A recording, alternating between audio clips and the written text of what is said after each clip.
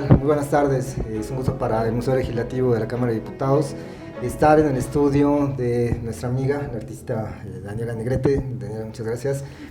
Vamos a tener una charla que va a centrarse en tratar de entender cómo se forma una generación a la que pertenece Daniela y sobre todo cómo va desarrollando su propio camino y sobre todo su propia intención como artista a partir del desarrollo de temas específicos. Nos acompaña también nuestra amiga Mariana Arenas, que es la museógrafa del Museo Legislativo, y vamos a tener, digamos, un diálogo a limón, ¿no?, entre los tres, para hablar sobre el espacio, para hablar sobre el arte y para hablar sobre un poco la parte teórica, ¿no?, por decirlo de alguna manera. Pues bien, vamos a dar inicio. Daniela, ¿qué nos pudieras decir a partir de esta etapa de formación, esta etapa donde tú ingresas con una intención, ¿no?, obviamente con un bagaje que tú vienes de tu familia, ¿no?, es decir, la formación de tu mamá o el trabajo de tu mamá como maquillista, el trabajo de tu papá también, ¿no?, como dibujante, no sé si de arquitectura o dibujante técnico, ajá, y tú ya traes, digamos, como esa primera formación, ¿no?, un antecedente, supongo que muy rico, ¿no?, a partir de, pues, visitas a museos, contacto con libros, ¿no?, y con una intención que busca desarrollarse y que busca formarse en un ámbito profesional, ¿no?, que es la universidad. ¿Cómo te encuentras o cómo te enfrentas a esa generación? ¿Qué sucede ahí, ¿no?, de qué manera te integras o no, ajá, a ese método de enseñanza? Bueno, antes que nada, muchas gracias por estar aquí en el estudio, es un placer recibirlos. Siempre lo he dicho, me considero muy afortunada porque en esta parte familiar, pues siempre tuve como un apoyo muy completo y una formación dentro de las artes, pues que siempre se me facilitó. Obviamente, gracias a esto comienza como una diversión, ¿no?, como un pasatiempo, quizás como un hobby. Y esto pues ya lo voy yo como dirigiendo a la parte profesional, ¿no?, conforme voy creciendo, hasta que, bueno, ya encuentro la carrera de artes visuales. Aquí en la Ciudad de México, en ese momento eran 2 escuelas como las más representativas, ¿no?, para formarte como artista, que eran la Esmeralda y la Escuela Nacional de Artes Plásticas en ese momento. Voy a confesar que yo siempre quise estar en la escuela de la Esmeralda, que de hecho Mariana es egresada y te hemos platicado mucho acerca de eso. Tenido debates de las formaciones, cómo trabajan, y hemos encontrado pues la misma ¿cómo se dice?, ideología de que el bastidor pues nos queda chico a veces, ¿no? Sí. No, y incluso también como esta duda que a mí se me generó durante años, porque yo no ingresé a la Esmeralda, yo entro a la Nacional de Artes Plásticas y allí termino, o sea, nunca pasé por la otra escuela. Siempre me quedó como esa duda de qué habría sido de haber tomado ese otro camino, ¿no? Porque en la Nacional de Artes Plásticas, San Carlos, pues la formación es muy académica. Y en la Esmeralda en ese momento estaban como en un periodo de transición hacia los nuevos medios, arte conceptual, arte multimedia, performance, todo esto. Entonces, a mí siempre me quedó esa duda, y cuando platicaba con Mariana, de alguna forma para ella también hay como ciertos huecos, o sea, como que ahí coincidimos y dijimos, bueno, o sea, nos tocó lo que nos tocó, estuvimos donde teníamos que estar, aprovechamos lo que teníamos, pero sí de una forma diferente. Mi formación fue totalmente eso, académica, de taller, me titulo en San Carlos y pues bueno, en ese momento, o no sé si solo en ese momento, quizás sea como un pensamiento muy general todo el tiempo, ¿no? Siempre está esta incertidumbre de si te vas a dedicar al arte, después cómo le vas a hacer, ¿no? De qué vas a vivir. Y fue molesto para mí escucharlo de mis maestros. O sea, era como uno llega con una idea, con una intención, y de repente te tumban todo, ¿no? Y tú así, ¿qué estoy haciendo? O sea, siempre, la duda nunca desaparece. O sea, vives, respiras, trabajas con incertidumbre y te acostumbras a eso. ¿Cuál era esa intención? Es decir, estamos aquí en tu espacio, ¿no? Y alrededor pues está ya un artista que ha encontrado un lenguaje, ¿no? Aquí en tu obra. Ajá, y lo que queremos es tratar de ir un paso atrás, ¿no? Para ver cómo fue que llegaste acá. Porque hay dos tiempos, ¿sabes? Ajá. El tiempo del artista que ya está madura, que ha encontrado un lenguaje, ¿no? Que es el que está atrás de ti y de alguna manera pues también es una especie de metáfora, ¿no? Porque es lo que te sostiene, ¿no? Pero de alguna manera si nos vamos y nos remitimos a otra época, ¿no? A otra temporalidad, cuando te estás formando, pues me interesa un poco como entender esa parte de esas intenciones, ¿no? En aquel momento, ¿qué era lo que tú querías expresar? ¿Qué era lo que estabas buscando? ¿Qué era lo que estabas encontrando? Y de qué manera te encuentras con puertas cerradas o abiertas, ¿no? A partir de, bueno, de tus maestros. Pues uno siempre llega como con el ímpetu, ¿no? De querer ser original, de encontrar el hilo negro, pero eso es como, pues, propio de la juventud, ¿no? Entonces terminas cometiendo los mismos errores que todos.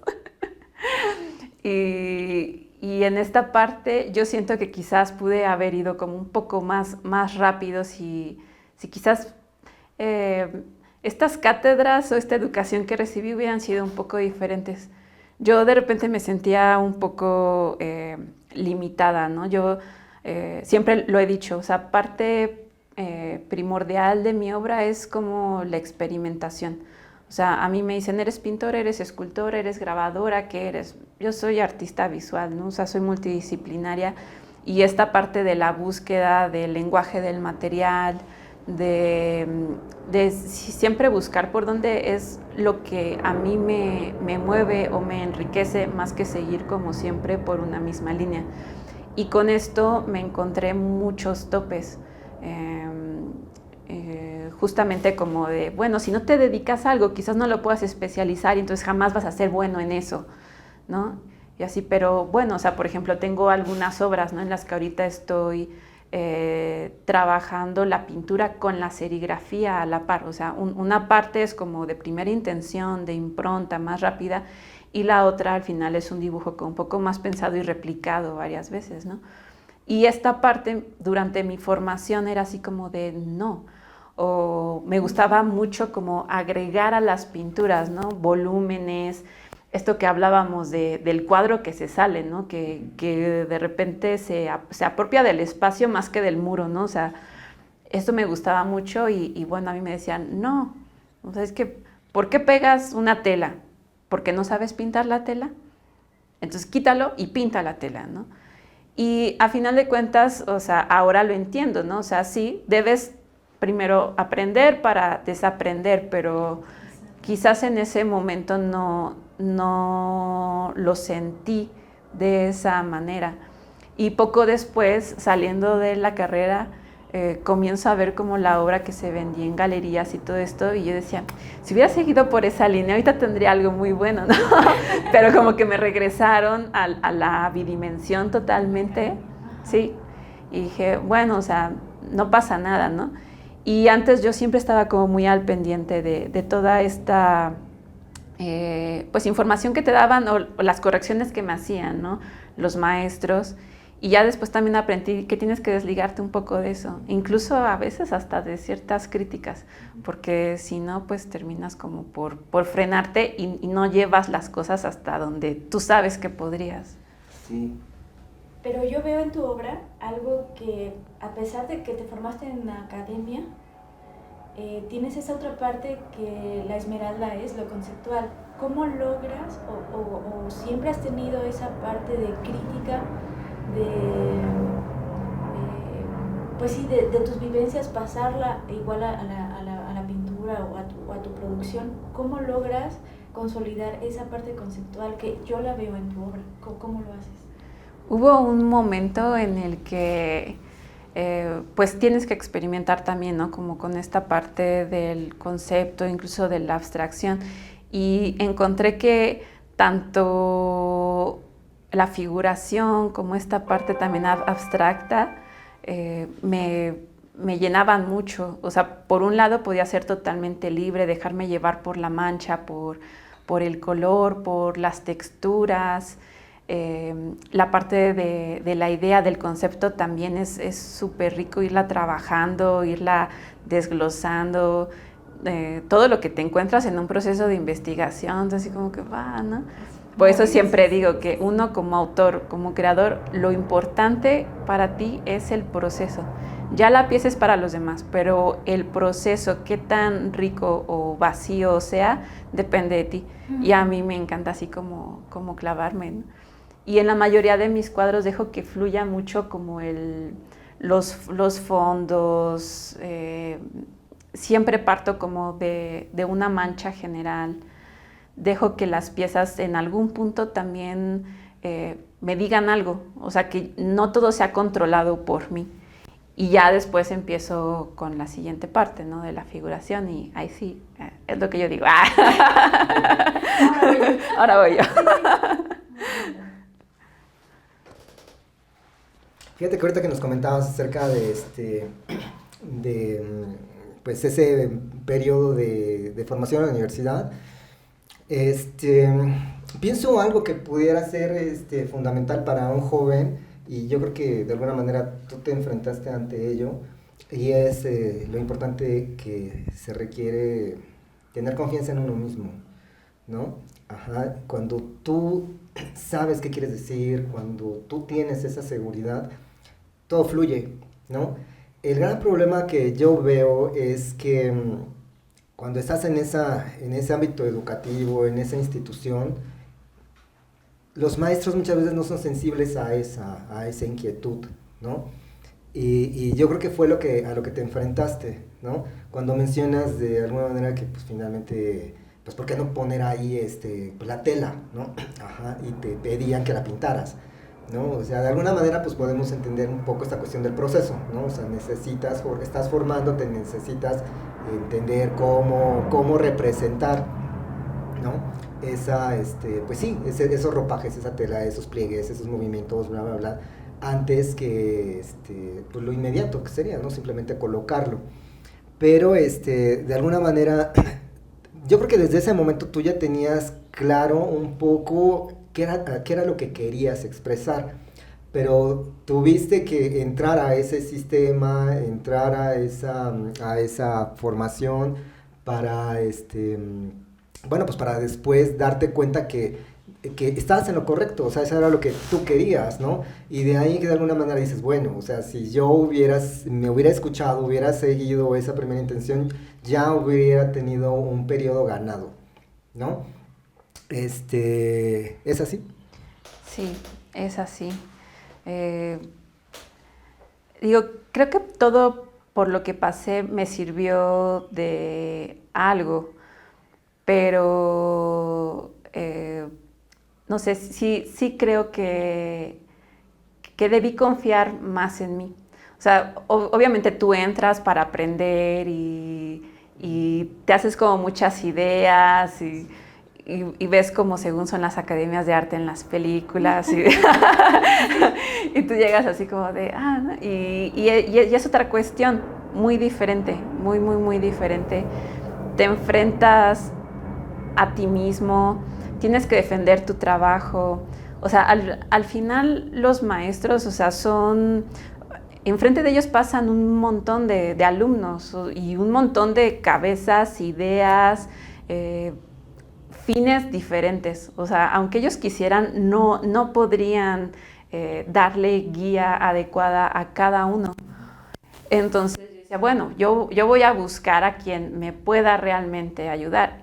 Y sí, pasé desde que me corrieran de los talleres hasta otros que me dijeron, o sea, había un maestro en especial que yo lo veía como muy relajado así en cátedra, como que no pelaba mucho, ¿no? Y éramos muchos alumnos, pero si tú te acercabas a él, era un río de conocimiento el hombre.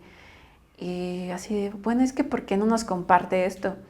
¿Por qué no les interesa? Exacto. ¿A ti te interesó? te acercaste a mí, allí está. El día que a ellos les interese, se acercarán y ahí están. Y yo, pues sí, o sea, al final de cuentas, pues no sé cuántos turnos tenía, cuántos alumnos, todo esto. Y los últimos años de taller de pintura los tomé con él. Dije, era el único que no me decía así como que tienes que pintar esto y de esta forma, ¿no? O sea, él te escuchaba, sabía qué querías y te dirigía sobre eso. Y eso, pues lo encontré en muy pocos maestros. O sea, porque también así como decir, todo fue terrible. No, pero sí todo el tiempo estás cuestionando, te estás enojando, luego ya te calmas. En algún momento yo dije, voy a dejar la carrera. Estuve 1 año y medio y dije, o sea, esto no es nada lo que yo quería, y estaba súper enojada y decepcionada, y yo, ya, o sea, basta, ¿no? Y mi mamá pues me dijo, ¿no? O sea, porque ya desde pequeña siempre me vio con la intención de dedicarme al arte, ¿no? Me dijo, tómate un descanso. ¿Quieres estudiar arte? Tienes que conocer la Capilla Sixtina, tienes que conocer el Museo del Prado, y me regaló un viaje a Europa. Yo regresé así de... extasiada. A Caravaggio nadie lo quería. Yo puedo hacerlo también. Sí, entonces eso me dio como un giro, ¿no? Y dije, es que es parte de... O sea, cuando te dedicas a esto va a haber mucha gente en contra, va a haber muchas críticas en contra. Tienes que también aprender a armar tu caparazón, saber filtrar, ¿no? ¿Qué te sirve y qué no? Porque tampoco te puedes hacer de oídos sordos, ¿no? O sea, a veces... No. También llega a pasar, ¿no? Te llegan muy buenas críticas o cosas muy puntuales de gente malintencionada. Y tú, le diste al clavo. Gracias, ¿no? Y eso también te ayuda, ¿no? Pero en mi caso, sí fue un proceso lento, porque yo era como muy sensible, era una esponja. Y así alguien me decía, eso está mal, y yo, no. Sí, yo sí, me sentía mal. Ya después dices, no, o sea, y esto va a ser, pues, parte de tu trabajo, ¿no? De tu día a día, de tu profesión, porque al final de cuentas es eso. Es una profesión difícil porque no tienes como un horario o no puedes separarlo. Es un estilo de vida. Perdón, antes de que avances quisiera detenerme un poquito en algo que pues no sé si podemos tomar como metáfora, ¿no? Pero yo siento, e intuyo tal vez, que de alguna manera tú lo que querías era abrirte, ¿no? O sea, abrir tu lenguaje, abrir tu manera de expresión, y encontrarte, ¿no? Y de alguna manera encontrabas esa cerrazón, ¿no? O sea, por parte de la institución, de, no sé, los maestros, lo que sea.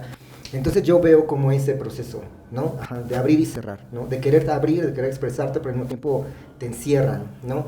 Pero tu mamá, al ser una persona sensible, o sea, te entiende, ¿no? Y te escucha y de alguna manera te regala ese viaje a Europa, que es salir, ¿no? Ajá. La cuna del arte. Es abrirte, ¿no? O sea, es salir y al abrirte, pues es una puerta, ¿sabes? Estás abriendo y abrir la puerta te permite, ¿no? La entrada de muchas cosas. ¿Me explico? Entonces yo veo que la institución hacía todo lo contrario, ¿no? O sea, tener la puerta cerrada y cómo vas a poder llegar ahí. Y eso se da en el ámbito oficial, institucional, en muchos sentidos, ¿no? Nosotros, en la Cámara de Diputados, pues hay una reja alrededor, ¿no? Alrededor del edificio, y es la misma idea, ¿no? De abrir y cerrar, ¿no? Pero también encuentro otro elemento que creo que es fundamental, y tal vez eso nos permite entender pues este juego de metáforas en tu obra, que es el círculo, ¿no? Y de alguna manera lo que va a unir esa apertura y esa cerrazón es el ciclo, ¿no? Ajá, que de alguna manera pues te completa, ¿no? Es decir, de alguna forma incorporas esa cerrazón, ¿no? A tu propia formación, y de alguna manera aparece el círculo. Pues no sé si sea por ahí, pero de alguna manera yo creo que estos elementos que son, pues pienso, ¿no? Tal vez muy personales, muy directos en tu vida, pues también están representados en tu obra de una u otra manera, no sé. Sí, tiene todo el sentido. Para mí es muy importante esta parte de el inicio y el final de algo, o sea, porque nada permanece, absolutamente nada. Y para mí esta parte del estudio en la universidad, pues fue eso, un ciclo que tuve que cerrar y entender que no me iba a dar para más. O sea, ya tomé todo lo que pude, gracias, bye, ¿no? Nunca regresé. Después de eso salgo y entonces viene esta otra parte, el de colaborar con otros artistas. Artistas con trayectorias ya de muchos años, artistas reconocidos internacionalmente. Entonces de repente tener esta oportunidad de convivir con ellos en el día a día, ver los problemas que tenían, cómo era el trato con clientes, con galerías, cómo organizan su vida personal, con su vida de producción. Y decía, esto no me lo enseñaron en la escuela. Es otra cosa, sí. Otra cosa. Y así de, ok, entonces ahí también aprendí otras cosas. Hubo un momento en el que yo siempre estaba trabajando en alguna institución con algún artista y además estaba en la creación de mis piezas. Y también fue un ciclo. También dije, ya, ahora solo voy a dedicarme a lo mío.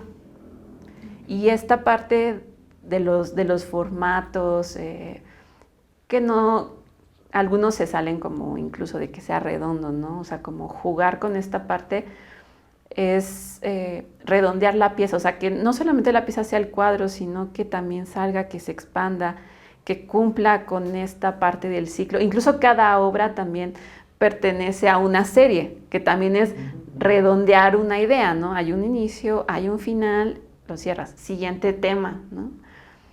Y mucho de eso, bueno, también hay algunas series, ¿no? Que hablan acerca de el proceso de terapia, psicológicamente hablando. Y también esto es toda una serie y es un proceso y tiene un inicio, un fin. Tengo una pregunta. ¿En qué momento este ciclo hace clic? ¿En qué momento explota tu cabeza? ¿Existe alguna obra en la que hayas dicho, aquí estoy, esta soy yo?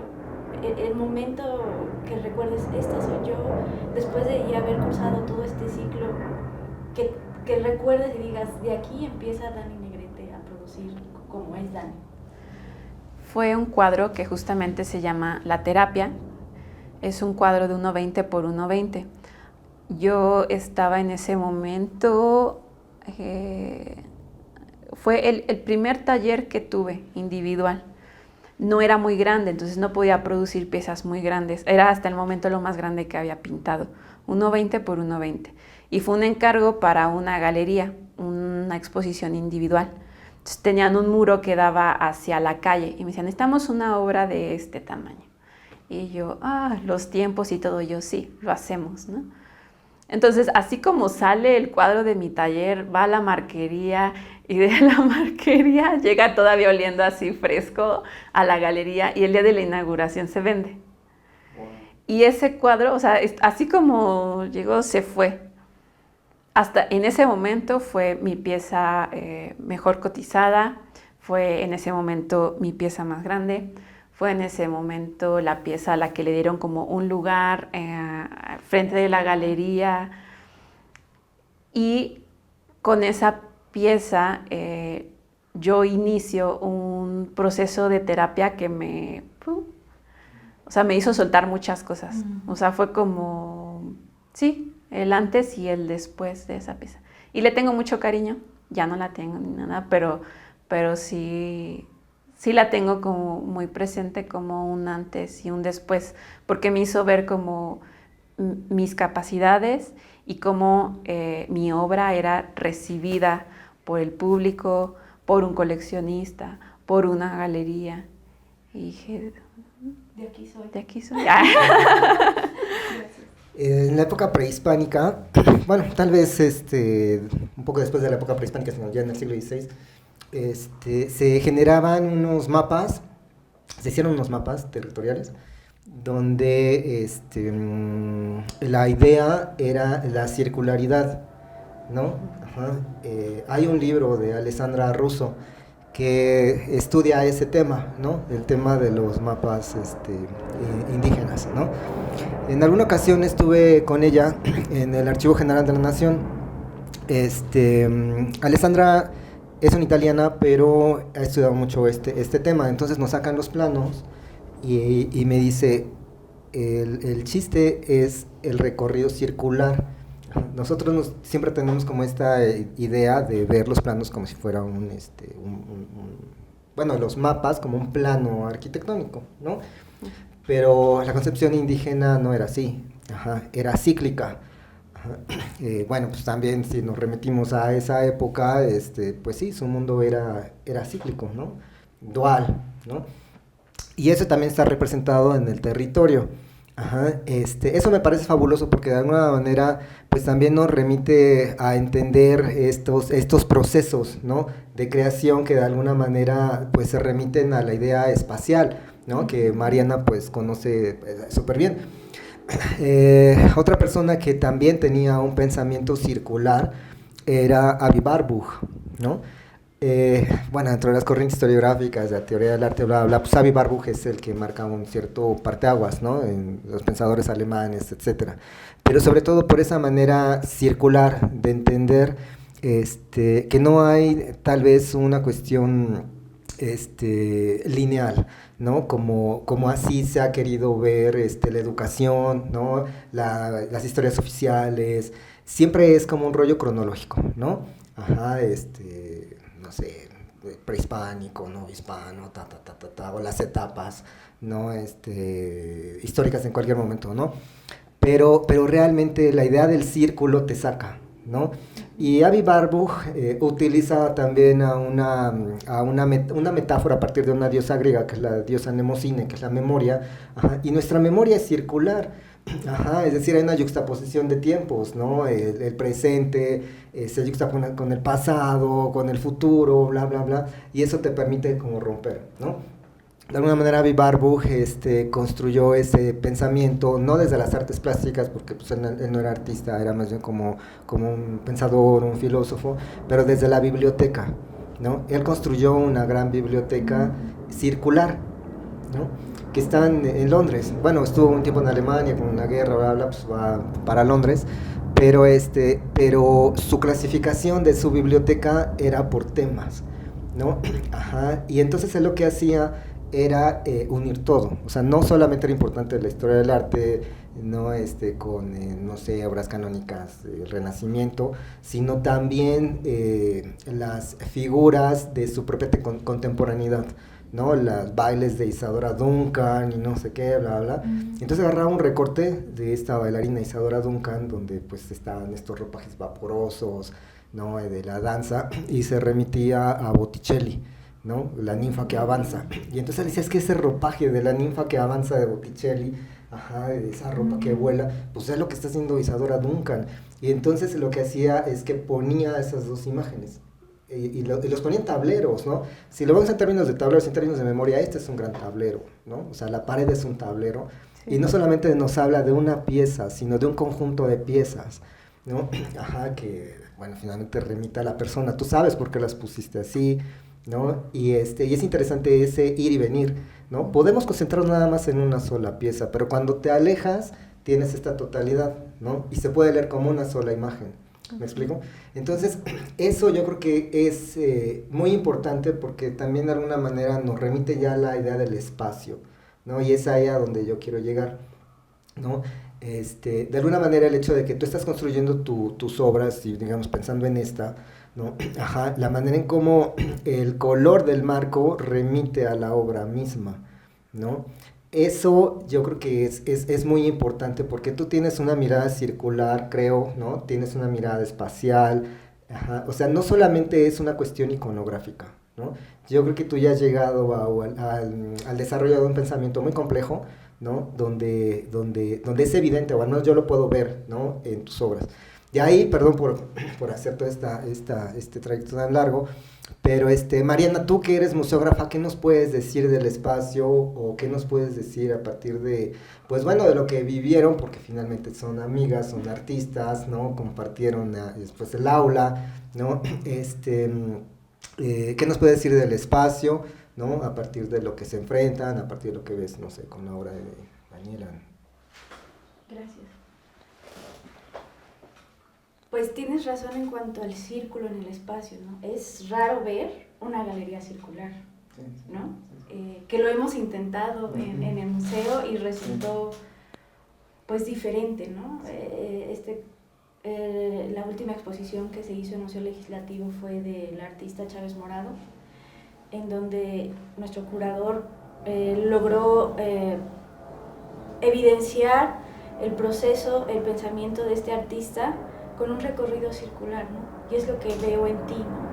Ese recorrido circular de tus memorias, de tu carrera, pero sobre todo de que te conozco como persona, de abrazar, ¿no? De abrazar al otro, de abrazar y recibirlo en tu mundo, pero también esa cautela de no abrirte luego, ¿no? Y ahí está, mira, sí, ahí sí, está sí. en las dos.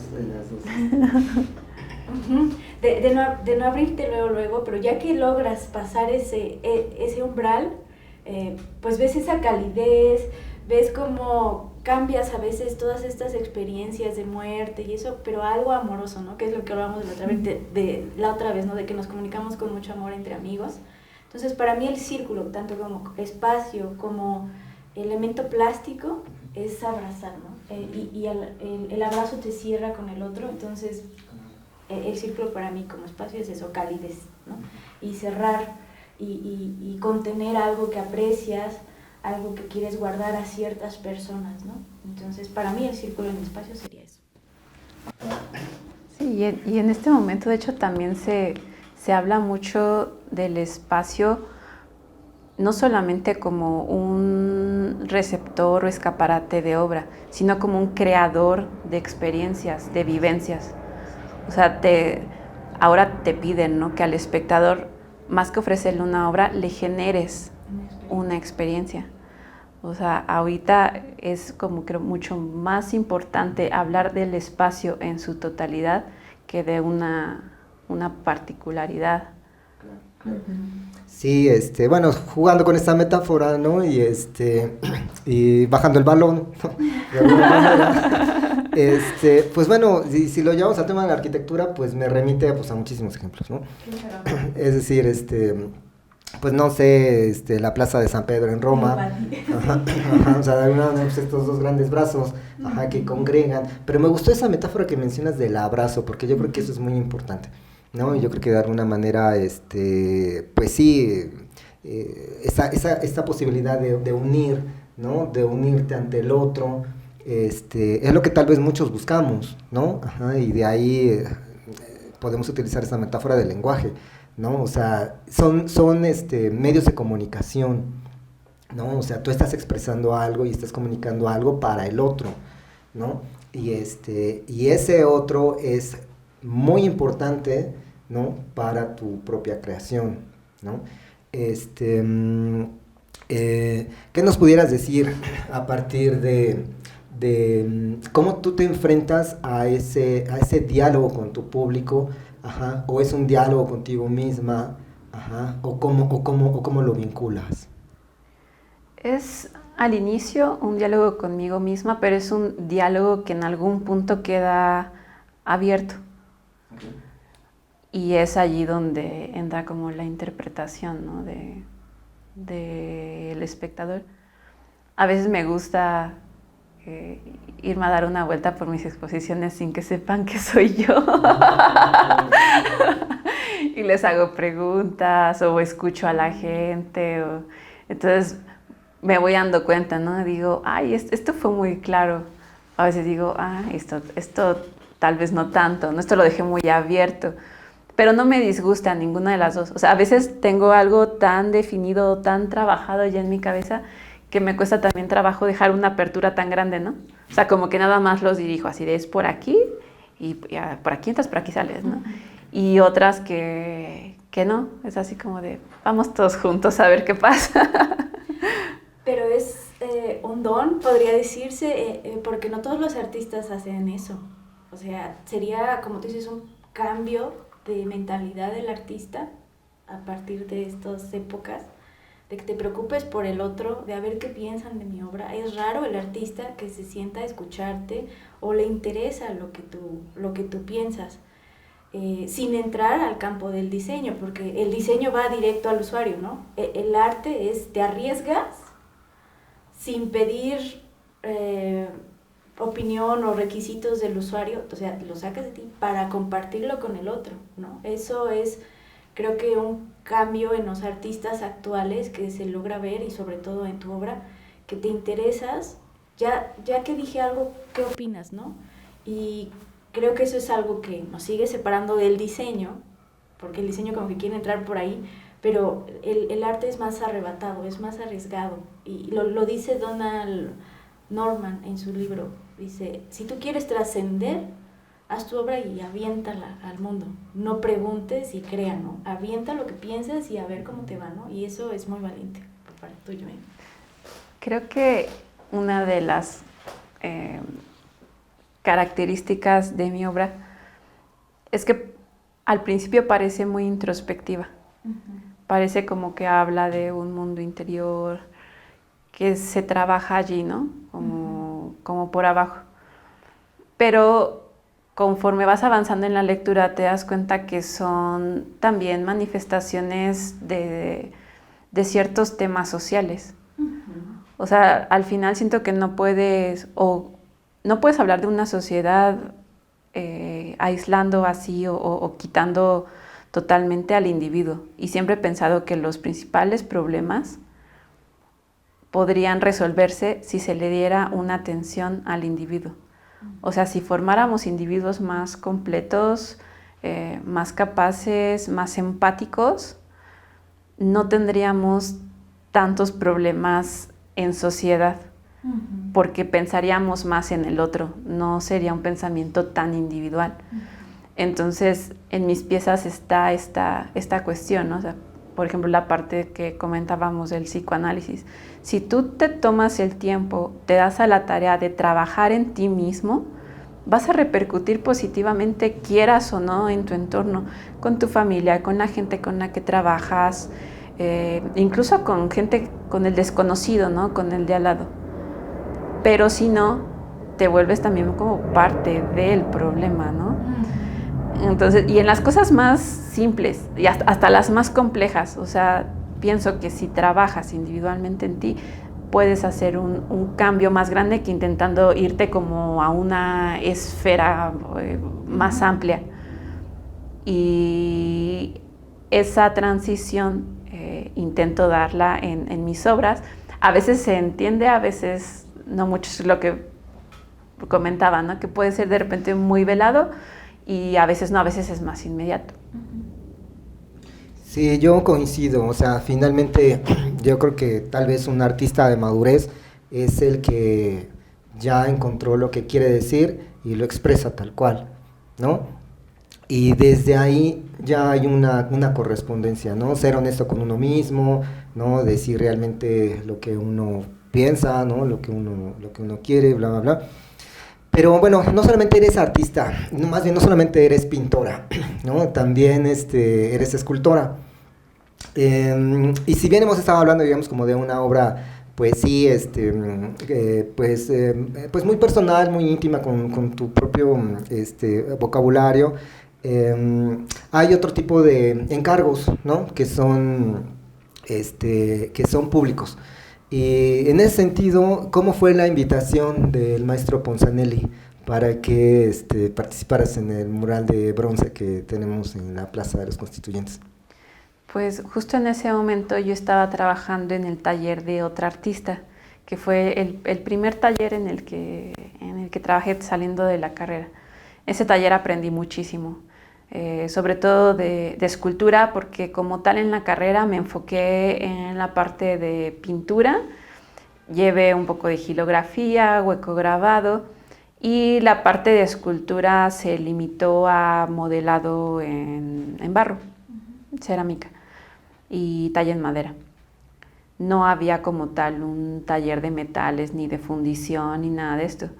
Entonces cuando salgo y conozco a la maestra, pues fue así como de wow, ¿no? Entonces ella me enseñó a retocar ceras, me llevó a la primera fundición, y así de wow, sí, me encantó.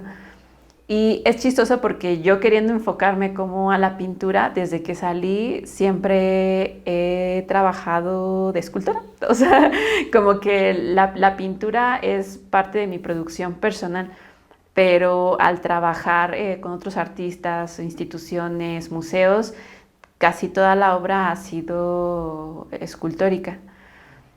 Y en ese momento, gracias a ella, comienzo a tener más interacción con otros escultores, con otros fundidores, con otras personas, y me contacta que era asistente del maestro Ricardo Ponzanelli en ese momento, que él trabajaba como ampliador en el otro taller en el que yo estaba.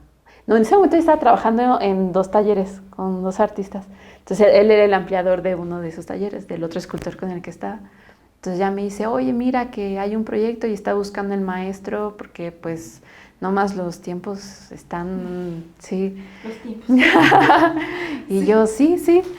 Entonces ya me hace una prueba, todo esto, se le enseñan al maestro y ya me llaman. Al principio el trabajo fue directamente desde mi taller. O sea, ellos me mandaban, ¿no? Me decían, mira, hay que hacer esto, estos son los diputados que hay que retratar, en tantos días, ok, ¿no? Y ya yo, pasaban por ellos, ya entregaba los que hacía y me daban más, ¿no? Yo, Y ya hubo un momento en el que me dijeron, oye, pues ¿no te gustaría conocer al maestro? Y yo, no, pues claro, ¿no? Entonces ya me tocó ir a su estudio, ya me platicó con un poco más sobre el proyecto, me tocó verlo trabajar y ya estar ahí también un rato con él, así como trabajando los dos juntos. ¿Y qué te platicó del proyecto? ¿Podrías compartirnos algo? ¿Cómo te introdujo al mural? ¿O cuál era su idea? El maestro Ponzanelli para mí es uno de los mejores retratistas que hay. O sea, desde verlo trabajar, o sea, yo decía, wow, ¿no? Cuando me enseñaron la primera muestra de lo que se estaba haciendo, de los medallones más grandes, yo así de...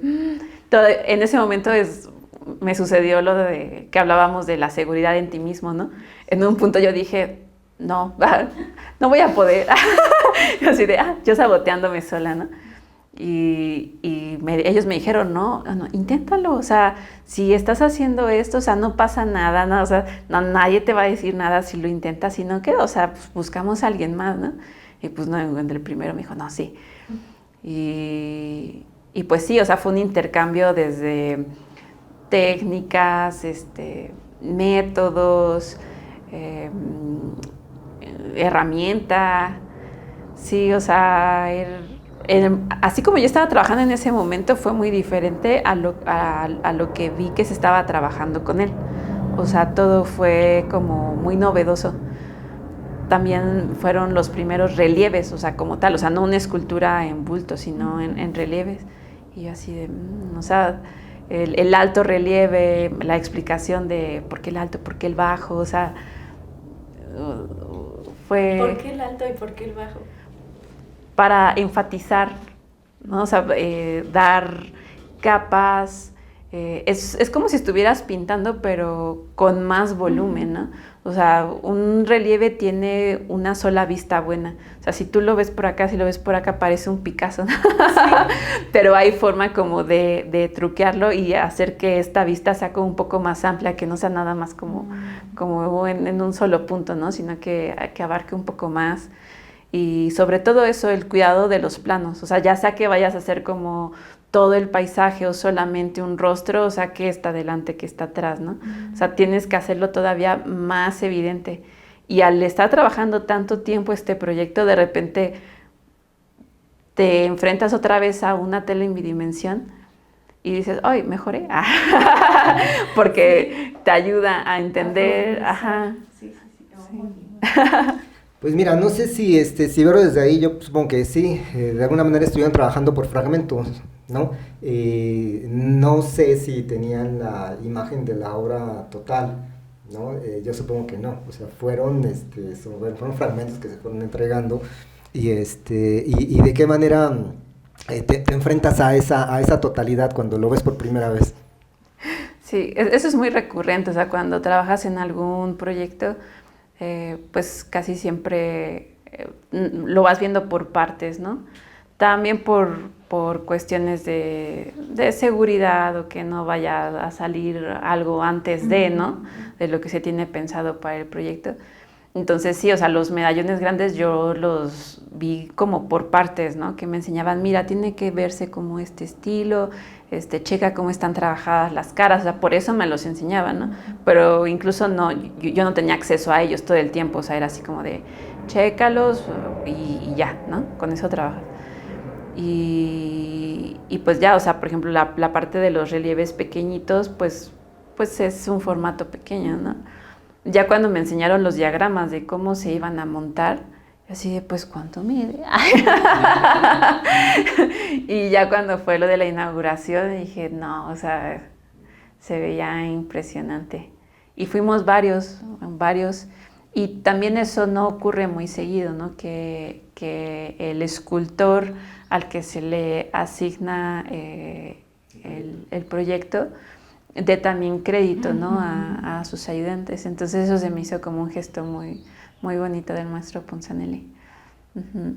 Sí, sí es cierto, porque pues de alguna manera pues se ha visto, ¿no? En muchos momentos, sobre todo con los murales, ¿no? Que son también obras monumentales, miles y miles de metros cuadrados, y que y es imposible que sea la obra de una sola persona, ¿no? Pero en muy pocos casos se incorpora, ¿no? el nombre de los ayudantes, y aquí pues bueno, sí están, aunque hay que reconocer que algunos ya están medio borrados, ¿no?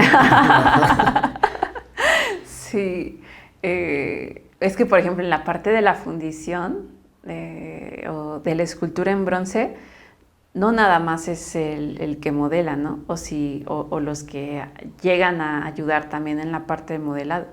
O sea, está toda la parte de los moldes, la gente que funde, la gente que limpia el bronce, las pátinas. O sea, cuando vas a una fundición y ves toda la gente que hay detrás y luego ves el trabajo terminado, en este caso, al ser una obra tan grande, toda la gente que intervino en el montaje, en el anclaje de los medallones. ¿Estuviste el día de la inauguración? Sí. ¿Cómo fue?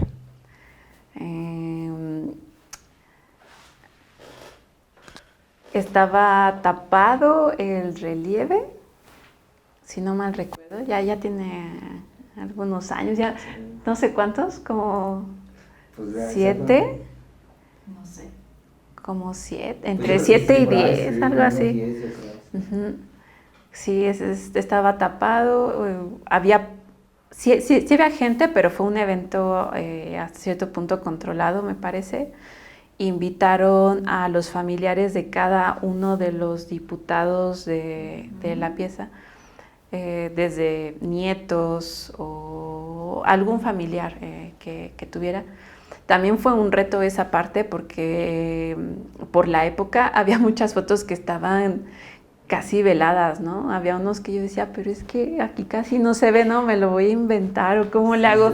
Entonces así, pero va a estar la familia, ¿no? Así que ¿qué tal que tenía la nariz diferente? ¿Sí? Y así de, ay, no. Entonces yo buscaba en internet, me iba por nombres y yo, a ver, y pues sí, o sea, muy, muy, muy, muy poco. O sea, lo que teníamos de material de apoyo, pues creo que fue lo que nos proporcionaron en la cámara. Y pues bueno, entonces estaba toda la parte familiar, ¿no? de cada uno de ellos. Y el maestro fue el que inauguró, se dio una pequeña plática, ya develaron, hubo ahí como un festejo, las fotos, muchas fotos, videos. Y pues ya, ¿no? O sea, creo que de alguna forma no es un espacio al que la mayoría de los mexicanos tengamos como acceso directo. O sea, incluso yo hace poco que volví por una exposición que quería ver en el Museo Legislativo, entré por otra puerta y yo no recordaba el espacio. O sea, incluso para llegar, ¿no? Y así de... Y dije, ay, aquí ya había estado, ¿no? Hasta que salí a la explanada y veo los relieves y yo, no sé por qué pensé que el museo estaba como por afuera o anexado, no propiamente adentro. Entonces, las veces que he llegado a entrar por otras cuestiones, volverlo a ver es como, no sé, Recordar.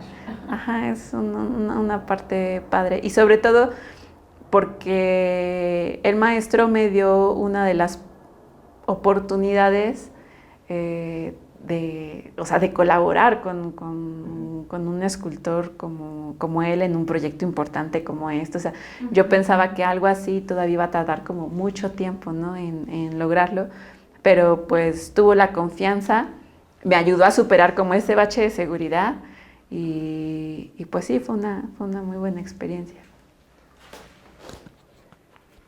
Oye, pero pues también debe ser muy padre, digamos, estar ahí y ver tu nombre, ¿no? En ese lugar. Sí. Sí, hace poco que regresaba y iba con otra amiga y también le digo, ¿y este mural? ¿No? Y ella, ay, guau, no sé qué. Y yo a propósito, ¿no? Y así de, pero velo bien. Chécate. ¿Qué opinas? Sí, checa el detalle, ¿no? De esto en especial. Y luego ahora bien, vamos a ver la placa, ¿no? Y yo, ¿qué dice ahí? Y ya Daniela, sí, o sea, y pues, no sé, o sea, como la situación de repente te hace como enfocarte en otras cosas, ¿no? De repente, pues también lo pasas como algo desapercibido, pero en otras situaciones como en esta dices, no, o sea, qué padre que pude estar ahí en ese momento de mi vida con este maestro, o sea, eso es Sí, sí, sí. toda una Y en un historia. espacio tan importante, ¿no? Un espacio tan importante donde solo tenemos 5 murales, ¿no? Y eres parte de uno de ellos. Sí. Oye, yo quisiera regresarme un poco a esta cuestión de la bidimensionalidad y tridimensionalidad, no sé tú qué opinas, porque de alguna manera hay un paso, ¿no? Entre tu quehacer como pintora, tu quehacer como escultora, pero es decir, o sea, cuando pasas de la pintura a la escultura y a esta cuestión, digamos, como de este ejemplo que nos pones, ¿no? La manera en cómo estos personajes frontales y estas fotografías, pues también tienen un sentido un poco de ese relieve, pues para que no se vean tan planos. Pues bueno, tú dominas ya a la perfección la tridimensionalidad, ¿no? Pero cuando regresas a la pintura, esa tridimensionalidad de alguna manera está representada en tu obra bidimensional o no. Es decir, ¿hay una huella de ese paso, de ese tránsito? Sí, definitivamente, y creo que a eso le pasa a todos los artistas, ¿no? Sobre todo en el dibujo. O sea, si tú tienes una buena base de dibujo, es mucho más fácil que trabajes un lienzo bidimensional o una pieza tridimensional.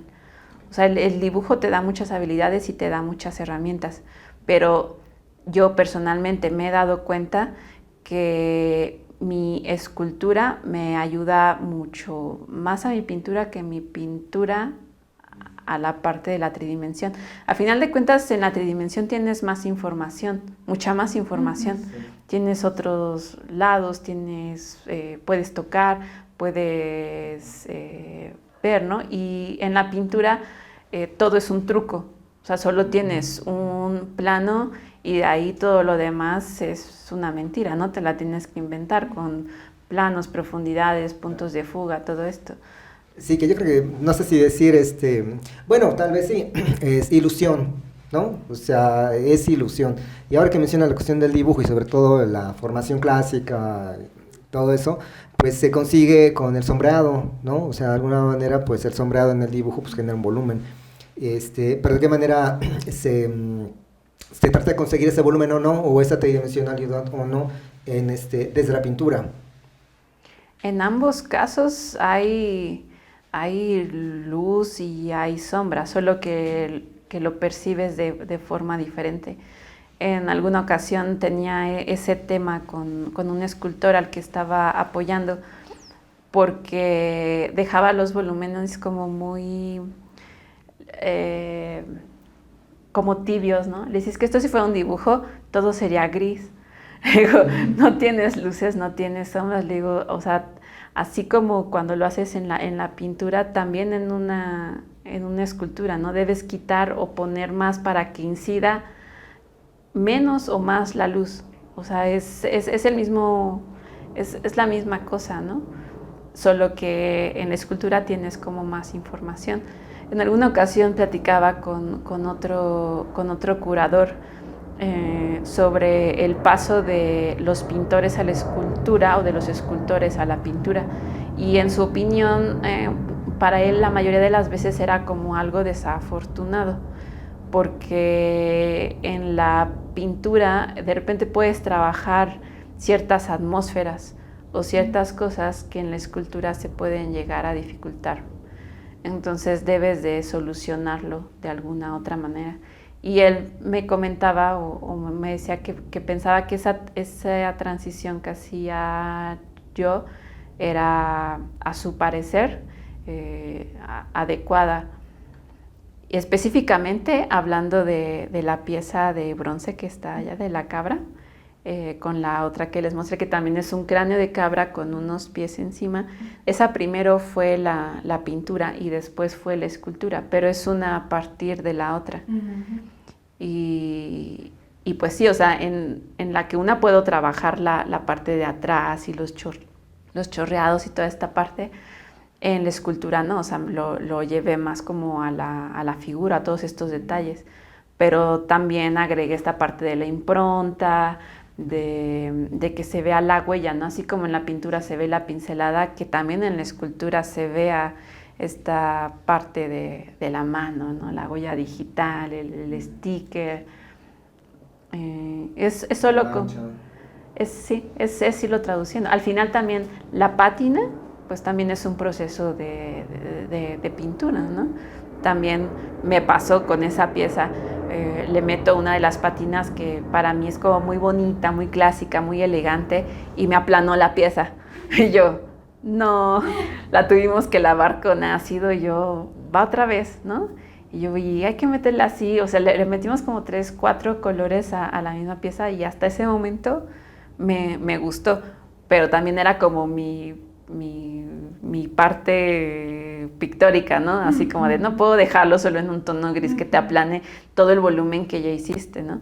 Al final, o sea, ciertas incisiones las voy dejando para que allí entre un poco más de pátina, se oscurezca más, resalte volumen, o sea, varias cuestiones, ¿no? Y con una pátina sencilla nomás no me daba la pieza.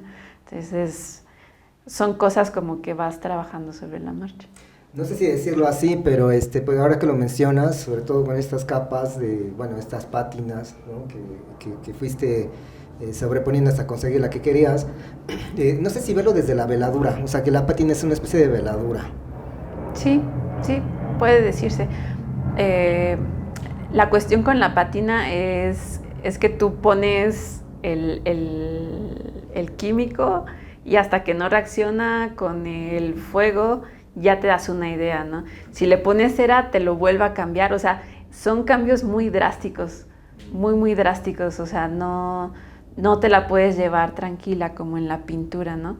O es que es diferente, es allí donde yo digo que es el lenguaje del material, o sea, no puedes meter una pátina pretendiendo trabajarla como una acuarela o como un acrílico, o en el monotipo, ¿no? Por ejemplo, esta es una técnica de gráfica, pero al final sigue siendo una pieza, es pieza única. Sí pasa por un tórculo y todo, pero es una pieza. Aquí lo que haces es que se entinta una placa de acrílico con una capa muy delgada de pintura, como si fueras a hacer una impresión de grabado, es muy leve. Y a partir de, por ejemplo en el color fue el negro, y a partir de este negro sólido, tú empiezas a quitar. Por ejemplo, en algunas partes usé un trapo, usé un palito, estas partes las diluí con agua ras, es quitar. En algunos otros primero quité y luego puse, pero es un proceso muy rápido, o sea, un monotipo no te puedes tardar más de, media hora, 40 minutos, porque la tinta empieza a secar y entonces ya no pasa tal cual al papel. Entonces, una técnica que me gusta muchísimo porque tienes que trabajarlo muy rápido. O sea, tienes tu idea y la trabajas. Y es una ruleta rusa porque también trabajas al negativo. Ya cuando sale en el papel es totalmente al revés. Entonces, siempre es así como de, a ver qué va a salir, ¿no? Y de repente lo ves y dices, sí. De repente lo ves y dices, no, ese no va. Pero es ese trazo suelto, tan a la prima, así fluido, no lo he encontrado en otras técnicas, ni en el dibujo directo así con carbón, estilógrafo, no. O sea, a mí me encanta el monotipo por esa inmediatez, pero no lo encuentro con otra técnica. No, claro. O sea, lo mismo me pasa con la escultura, con la pintura. Por eso no puedo estar en una sola cosa. Pero también habla, digamos, como que de tu proceso de pensar, o sea, de alguna manera ya es como muy rápido, ¿no? O sea, y desde ahí tienes que dialogar, ¿no? Bueno, ya para el último tramo de la entrevista, el último bloque, me gustaría que nos fuéramos aproximando a los temas, ¿no? A los temas que son recurrentes en tu trabajo. ¿Qué nos puedes decir? Pues hace rato que hablábamos acerca del espacio y esta forma circular de abrazar y todo esto, me remitió justamente a esto porque mis temas principales son el tiempo, la memoria, ligado a ello, la infancia, ¿no? O sea, esta parte de los recuerdos selectivos que en una parte de tu vida ya están definiendo lo que viene después. O a ti como adulto, ¿qué te deja cuando miras hacia atrás? Porque también hablábamos, ¿no? O sea, uno no se puede zafar de su pasado. Ahí está, te guste o no. Ya lo que tú hagas con él, pues ya depende de cómo lo trabajes, ¿no? Pero son cosas intrínsecas y son cosas de las que todos podemos hablar. Que eso es algo también que me gusta en mi obra. O sea, yo podré hablarte, no sé, de la infancia, ¿no? O de mi infancia. Pero todos tuvimos una infancia. Y todos tuvimos papá y mamá, ¿no? Igual los conocimos, igual y no, igual y fueron extraordinarios, igual y no, pero todos podemos hablar de eso. ¿Por qué? Porque en la base pues somos seres humanos y es como lo básico. Sí, partir de lo particular a lo general, ¿no? Lo que decías, que tomas, compartes más bien con el público, con el visitante, estos temas que todos podemos compartir o vivir, ¿no? Y recordar, ¿no? Y que tus obras, pues a partir de que tú dices, esta obra es de la infancia, uno empieza a abrirse contigo y la obra se expande, ¿no? Sí, gran parte del tema de los insectos es una analogía con el comportamiento humano. Muchas veces a los humanos nos causan aversión los insectos, nos llegan a dar asco o nos parece de repente cruel, ¿no? Tengo una serie que se llama también Reino Salvaje y trata un poco de estos comportamientos animales, ¿no? Pero al final de cuentas también los tenemos, o sea, solo que quizás es más preocupante porque nosotros tenemos esta parte del raciocinio, de la parte de libre albedrío, de poder decidir hacerlo o no. Los animales solo lo hacen por instinto. Entonces en esa parte pues es como, me gusta hacer esta analogía y ponerla de frente, así de, a ver, si estamos tan evolucionados como pensamos que estamos o no. Esto que comentas de los insectos en tu obra y la manera en cómo se remite a las historias personales, pues mira, o sea, al final de cuentas me recordaste a una anécdota del propio Salvador Dalí, ¿no? Con respecto a las langostas. Pero más allá de meterme ya la anécdota personal de Dalí, en tu caso, nos hablabas un poco de las polillas, ¿no? Y del vínculo con tu madre, ¿no? ¿Qué nos puedes decir? Bueno, ese es un tema sensible. Hace realmente poco tiempo ya no está conmigo. Y yo durante muchos años intenté dibujarla o hacer un retrato de ella sin que fuera lo que me gustaba. O sea, entre menos conozco a la persona, más fácil me es hacer un retrato, ¿no? ¿Por qué? Porque idealizas, porque hay sentimientos, porque ya hay una visión que te conecta a esa persona que ya no es lo que estás viendo, ¿no? a que si es una persona con la que no tienes ningún vínculo. Entonces, yo hago su retrato a partir de una polilla. ¿Por qué? Porque para ella, lo que comentábamos hace rato, ¿no? Para muchas personas son como algo negativo, ¿no? Pero en el caso de ella, creo que por tradición, no sé si del abuelo o de la abuela, para ella eran algo de buen augurio, de buenas noticias, o que te iba a llegar dinero, y dependía del tamaño de la palomita o de la polilla, según el bien que te iba a llegar, ¿no? Entonces, cuando yo la retrato, pues la retrato así, ¿no? Como una polilla grande con muchas polillas más chiquitas, ¿no? Así como si se desprendieran, ¿no? Y a partir de ahí, pues la uso siempre en mis cuadros, ¿no? O sea, es como una referencia a esta parte del vínculo maternal, ¿no? Que a veces pues tienes que trabajar, a veces es más fácil, no sé, tiene como muchos matices, ¿no? Pero para mí pues es eso, ¿no? Es un símbolo de buen augurio. Sí, bueno, también está presente la cuestión del recuerdo, ¿no? O sea, cómo el recuerdo de alguna manera influye en nuestra propia percepción, y en el caso tuyo como artista plástica, pues al final de cuentas lo manifiestas en tu obra, ¿no? Pero esas imágenes que se quedan como huellas en nosotros están presentes, ¿no? De una u otra manera, pues repito, a partir del recuerdo, ¿no? Lo que nos dejan. Y en ese sentido, ¿de qué manera los artistas, o específicamente tú, tienes conciencia de esa trascendencia en el tiempo, ¿no? Es decir, que tu obra permanece, ¿no? Cuando, bueno, ¿sabes? O sea, cuando tú ya no estés. O sea, ¿hay una conciencia de eso cuando se es artista? Sí, y creo que hay dos formas de abordarlo.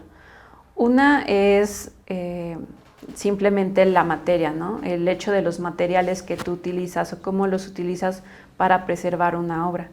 O sea, por ejemplo, hay una gran cantidad de piezas de las vanguardias que se están deshaciendo, ¿no? Por ejemplo, cuando entras al Sumaya y ves obras de los sismos que están craqueladas, que están en mal estado, y de repente ves una pintura medieval que parece que la pintaron ayer porque es un temple perfectamente bien ejecutado, ¿no? O sea, una es esa parte. Y la otra, que yo creo que ahorita ya también hay como más apertura, es con el arte efímero, ¿no? O sea, ya hay también muchos materiales que te permiten trabajar ciertas obras, porque dentro del discurso de la obra está que no sea por siempre, ¿no? O que no te... que no permanezca más tiempo del que tú vas a estar en esta tierra, ¿no? O que este proceso de desvanecimiento, de descomposición, de lo que sea, también es parte de la pieza.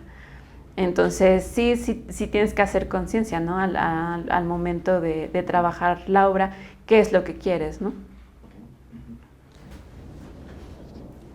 Pues sí, o sea, yo creo que desde ahí lo que mencionas es la cuestión, digamos, material, ¿no? Que es muy importante, pues precisamente para esa permanencia en el tiempo, pero también hay otra posibilidad que es inmaterial, ¿no? Y de alguna manera, pues no sé si decirlo desde ahí, pero todos queremos ser recordados, ¿no?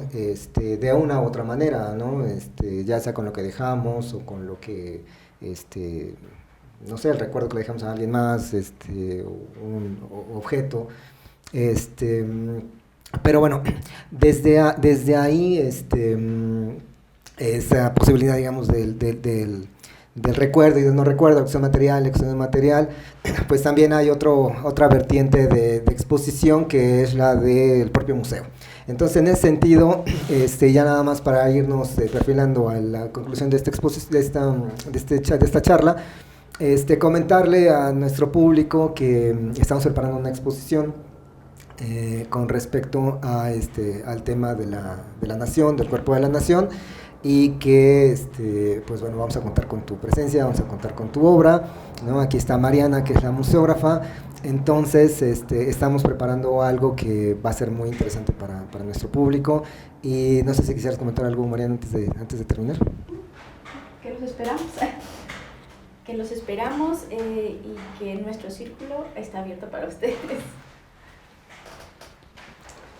Gracias.